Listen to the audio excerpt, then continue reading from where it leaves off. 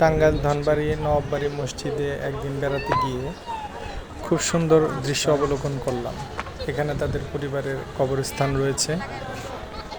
আমার ফ্যামিলি সহ সাথে বেড়াতে গেলাম। অনেক সুন্দর মনোরম দৃশ্য। সাইডে বিশাল এক নবাববাড়ির পুকুর। সেখানে অবশ্য এখন পুকুরে অজু করে। এই যে একটা বড় স্তম্ভ দেখা যাচ্ছে।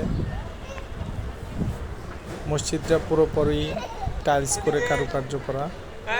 তৎকালীন সময়ে নবাব সাহেব বিভিন্ন দেশ থেকে মোজাইক করা কারুকার্য খচিত ডিজাইন করার জন্য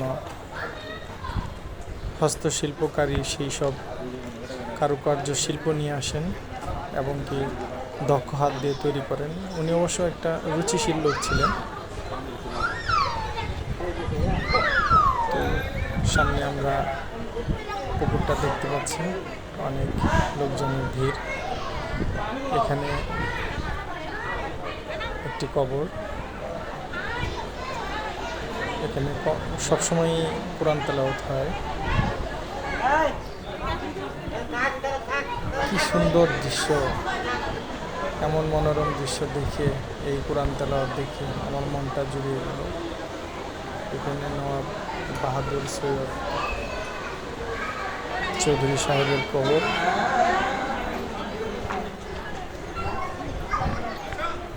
সামনে মসজিদ, যেখানে নামাজ পড়ানো হয়। আমি এখানে আসরের নামাজটা পড়ে নিয়েছিলাম। মসজিদের ভিতরে যাচ্ছি। কি কারুকার্য দেখে আমার মনটা অভিভূত হয়ে গেছে, মুগ্ধ হয়ে গেছে।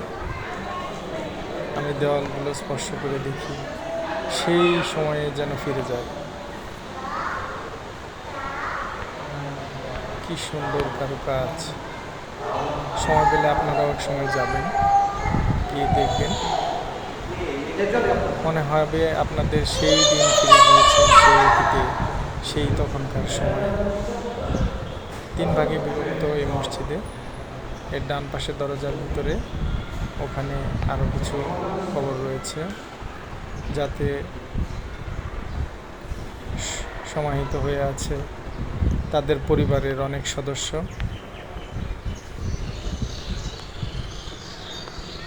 এত রুচিশীল ব্যক্তি ছিলেন তিনি, মানে যা কিনা আপনারা দেখে বুঝতে পারতেছেন যে কি পরিমাণ রুচিশীল লোক ছিলেন তিনি। কি কারুকাজ, কি মনোরম দৃশ্য! যেন আমি হারিয়ে যাচ্ছি সেই পুরাতন দিনে। তাদের পরিবারের সদস্য একজনের পর একজন এভাবে রয়ে গেছেন।